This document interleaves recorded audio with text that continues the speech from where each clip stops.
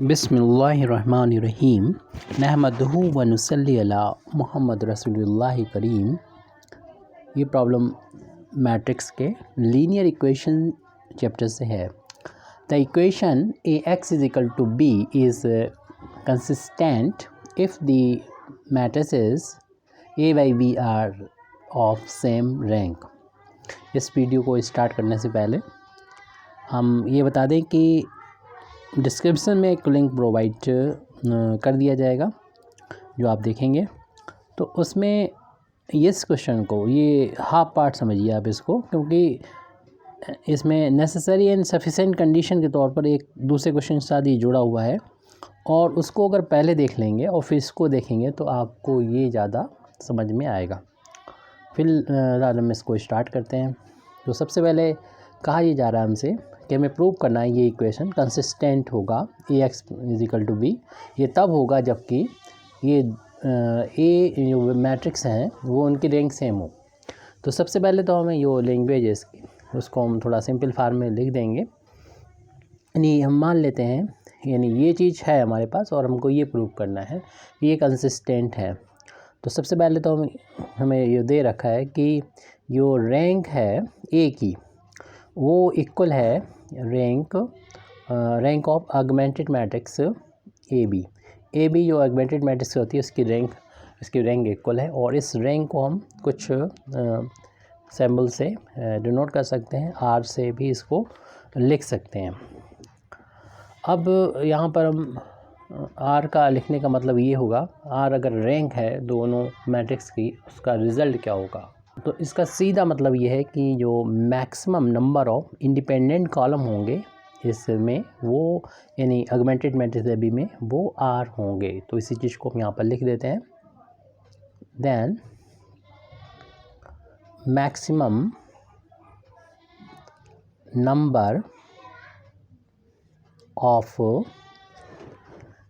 Independent का मतलब ये हुआ कि अगर आप इनको आपस में प्लस माइनस करें, ऑपरेशन करें यानी एलिमेंट्री, तो आप इन कॉलम को ज़ीरो नहीं बना सकते। और वो इंडिपेंडेंट कितने हैं वो आपको मालूम ही है कि वो यहाँ पर the maximum number of independent column in augmented matrix A B is R. तो अगर आपने आर ले लिया है यहाँ पर, आर अगर रैंक है जैसे ऊपर दे रखा है, तो उसका मतलब ही यही होगा कि maximum number of independent column जो होंगे वो आर होंगे।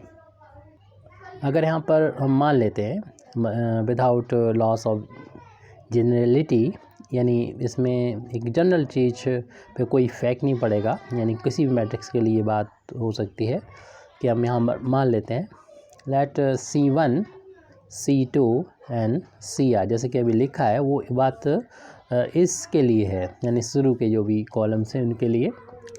Then other column can be written as a linear combination of these columns।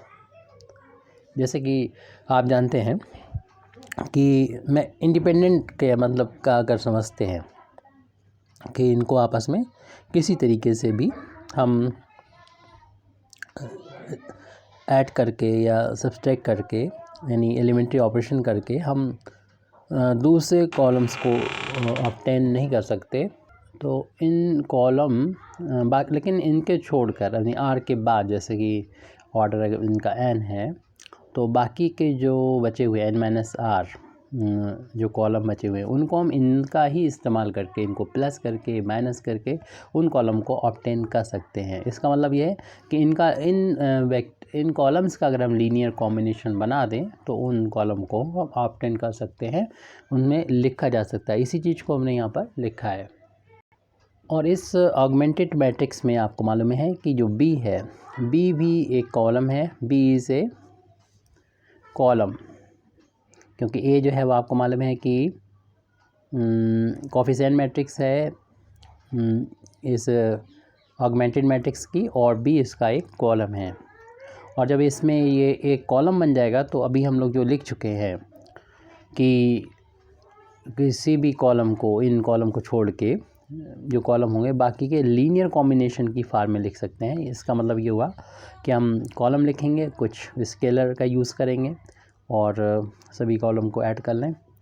तो अगर हम बात करें तो ये कॉलम जो आर तक होंगे, के आर और सी आर, और बाकी इसके बाद में जो होंगे, तो आपको मालूम है ये अगर लिखना चाहें तो हम 0 ही लिखेंगे अगर हम r+1 का यूज़ करेंगे या r+2 का यूज़ करेंगे, और इसको हमें ले जाना होगा n तक। जो कोफिशिएंट होंगे वो 0 रहेंगे क्योंकि n यहाँ पर कॉलम होंगे टोटल। और इसको हम कुछ इक्वेशन डाल देते हैं, यानी इक्वेशन नंबर 1 डाल देते हैं। और यहाँ पर ये भी बताना ज़रूरी है, बाकी ये जो कॉलम है, ये मतलब जो स्केलर्स हैं K1 K2 और KR तक, ये सभी 0 नहीं होना चाहिए एक साथ। वेयर स्केलर्स, क्योंकि अगर ऐसा हो गया तो फिर यानी बी को नहीं लिखा जा सकता इनके, तो बी भी एक इंडिपेंडेंट कॉलम हो जाएगी, जबकि ऐसा नहीं, शुरू के आर ही इंडिपेंडेंट है क्योंकि इसकी रैंक जो थी वो ऑगमेंटेड मैट्रिक्स की वो भी आर के इक्वल है। इसलिए वेयर स्केलर के आई आर नॉट आल 0, तो ये सभी 0 नहीं है। और जबकि हम लोग जानते हैं कि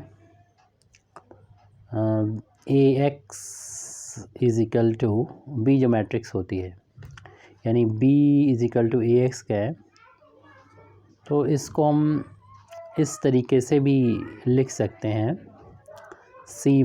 x1 c1 प्लस का x2। जब हम a और x की वैल्यू को रखते हैं उसके बाद मल्टीप्लिकेशन करते हैं तो इसको इस बार में भी लिखा जा सकता है। और हम इक्वेशन नंबर 1 और 2 की अगर कंपेयर करेंगे तो यहाँ पर लिख देते हैं comparing equation 1 and 2 we get, तो देख रहे हैं कि C1 को कोफिशिएंट यहाँ पर x1 है, वहाँ पर C1 का कोफिशिएंट कितना है, K1 है। तो इस तरीके से इधर x2 है, इधर K2 है, इसी तरीके से एंड सो ऑन xn और उधर हो जाएगा K, वहाँ पर हो जाएगा XR होगा, सॉरी यहाँ पर XR तक होता रहेगा, तो XR वहाँ पर हो जाएगा ये KR।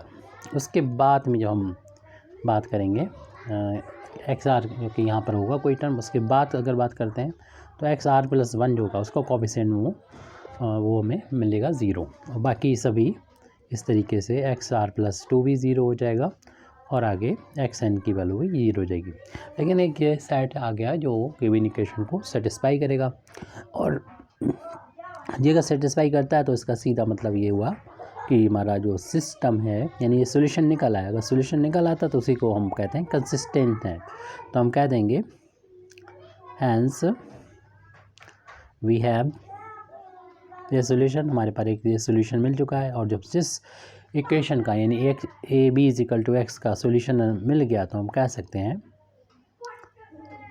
consequently the system is consistent.